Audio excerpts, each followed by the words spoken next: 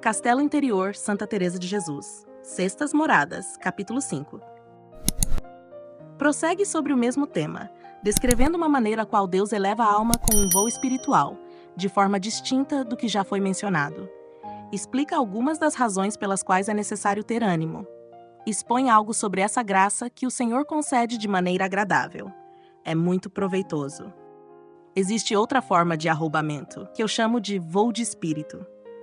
Ainda que em essência seja semelhante ao que já descrevi, interiormente se sente de maneira muito diferente. Algumas vezes, a alma experimenta um movimento tão repentino e acelerado que parece que o espírito é arrebatado com uma velocidade que causa grande temor, especialmente no início. Por isso, eu disse que é necessário grande coragem àqueles a quem Deus concede essas graças, além de profunda fé, confiança e resignação, para que o Senhor faça da alma o que desejar. Pensais que não é perturbador estar plenamente consciente e sentir a alma ser arrebatada? Inclusive, lemos sobre alguns casos em que o corpo acompanha a alma sem saber para onde está sendo levado, quem o conduz ou de que forma, pois, no início desse movimento súbito, não há tanta clareza de que é Deus quem está agindo. Haverá, então, algum meio de resistir? De forma alguma. Antes, isso torna as coisas ainda piores. Sei disso por uma pessoa que parece Deus deseja ensinar a alma que, depois de tantas vezes se entregar completamente a Ele, já não possui controle sobre si mesma. Com um movimento notavelmente mais intenso, ela é arrebatada, e sua única escolha é se entregar, tal como uma palha levada pelo âmbar, caso já tenhais visto isso. Deixa-se, então, conduzir pelas mãos daquele que é tão poderoso, reconhecendo que o mais sábio é transformar a necessidade em virtude. E, como mencionei a palha, é de fato assim. Da mesma forma que um homem forte pode facilmente levantar uma palha, esse nosso grande e poderoso gigante arrebata o espírito com igual facilidade. Não parece senão que aquele tanque de água que mencionamos, creio que na quarta morada, pois não me recordo bem, e que se enchia com tanta suavidade e tranquilidade, sem nenhum movimento, aqui, este grande Deus, que detém os mananciais das águas e não permite que o mar ultrapasse seus limites, abriu os mananciais de onde vinha a água para este tanque. Com grande ímpeto, uma onda poderosa se levanta e faz com que a barquinha da nossa alma suba ao alto. Assim como uma nau não pode se manter estável, e nem o piloto, nem todos os que a conduzem têm poder para impedir que as ondas, quando vêm com fúria, a façam desviar do rumo desejado. Da mesma forma, o interior da alma não consegue se deter onde quer, nem fazer com que seus sentidos e faculdades sigam qualquer ordem diferente da que lhes foi dada. Pois aqui nada do exterior tem relevância. É certo, irmãs, que só de escrever sobre isso me encho de espanto ao contemplar o grande poder deste rei e imperador supremo.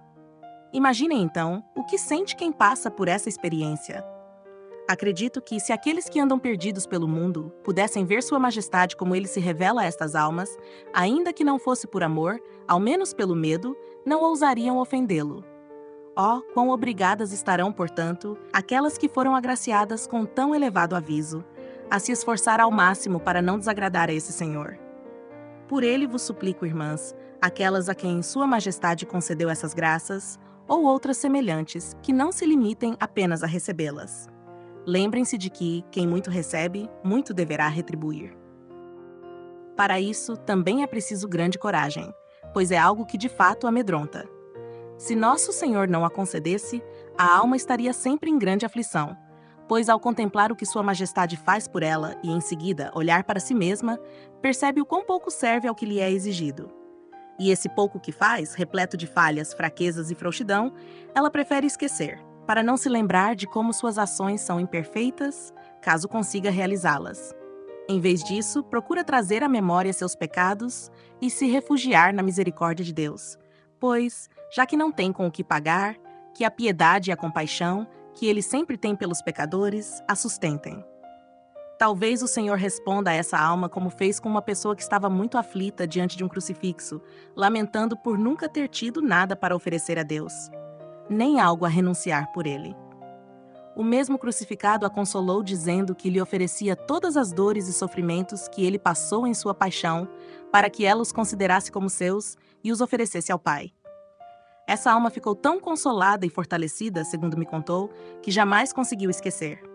Sempre que se sente miserável ao recordar isso, se anima e se reconforta.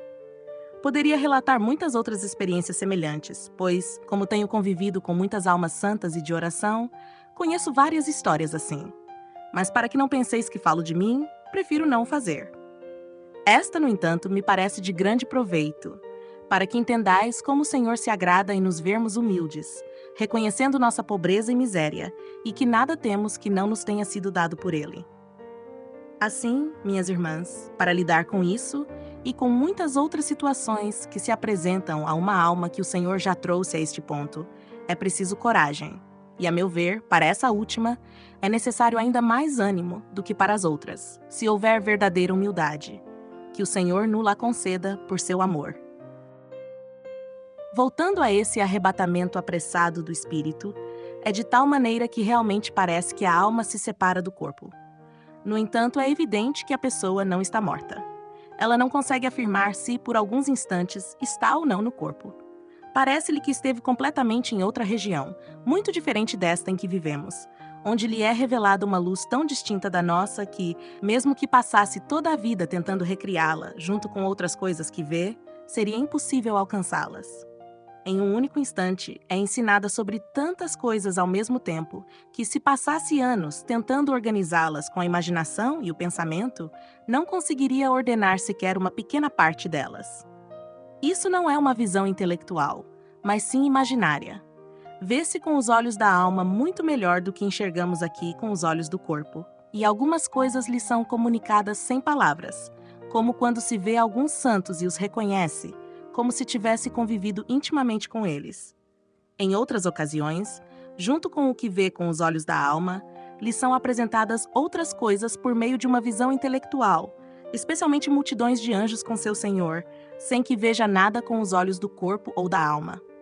Por meio de um entendimento admirável, que eu não saberia descrever, essas coisas lhe são representadas, assim como outras tantas que não se podem explicar. Quem passa por essa experiência e tem mais habilidade do que eu talvez consiga expressá-la, ainda que me pareça algo extremamente difícil. Se tudo isso acontece com a alma ainda no corpo ou não, eu não saberia dizer. Ao menos eu não poderia jurar que a alma está no corpo, nem que o corpo está sem alma. Muitas vezes tenho refletido se, assim como o sol que permanece no céu, tem seus raios com tanta força que, sem ele se mover, chegam até nós instantaneamente. A alma e o espírito, que são uma mesma coisa, tal como o sol e seus raios, permanecendo no seu lugar, poderiam, pela força do calor que recebem do verdadeiro sol da justiça, projetar uma parte superior de si mesma. Enfim, não sei bem o que digo. O que é certo é que, com a mesma rapidez com que uma bala sai de um arcabuz ao ser disparada, a alma se eleva internamente em um movimento que parece um voo, não sei que outro nome lhe dar, o qual, mesmo sem produzir ruído, gera um movimento tão claro que não pode ser fruto da imaginação.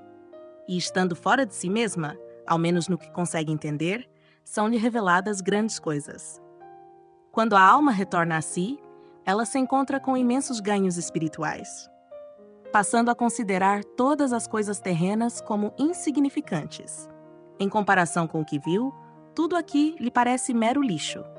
A partir desse momento, ela vive com grande angústia, pois nada do que antes lhe agradava agora tem importância. Parece que o Senhor quis lhe mostrar algo da terra para onde ela há de ir, tal como aqueles que foram enviados à terra prometida trouxeram sinais para o povo de Israel, para que a alma possa suportar as dificuldades desse caminho tão árduo, sabendo onde encontrará descanso. Ainda que essa experiência passe muito rapidamente e não pareça de grande proveito, os efeitos que deixa na alma são tão profundos que somente quem passa por isso pode compreender o seu valor. Por isso, fica claro que essa experiência não é obra do demônio. Tampouco pode ser fruto da imaginação.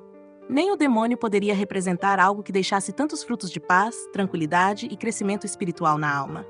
Há, sobretudo, 3 grandes ganhos. Primeiro, o conhecimento da grandeza de Deus, pois, quanto mais coisas vemos dessa grandeza, mais entendemos sobre ele. Segundo, o autoconhecimento e a humildade, ao perceber como uma criatura tão insignificante, em comparação com o Criador de tantas maravilhas, ousou ofendê-lo, ou sequer ousa olhar para ele. Terceiro, o desprezo por todas as coisas terrenas, a menos que possam ser usadas no serviço desse grande Deus. Essas são as joias que o esposo começa a dar à sua esposa, e tem tanto valor que ela não as desprezará. Essas visões ficam tão profundamente gravadas na memória que acredito ser impossível esquecê-las, até que se possa gozá-las para sempre. E se assim não fosse, seria para a grande desgraça da alma. Mas o esposo que as concede é poderoso o suficiente para lhe dar a graça de não as perder. Agora, voltando à coragem necessária, pode parecer que essa experiência seja algo simples e leve. Contudo, a verdade é que parece realmente que a alma se separa do corpo, pois ela perde os sentidos e não compreende o porquê.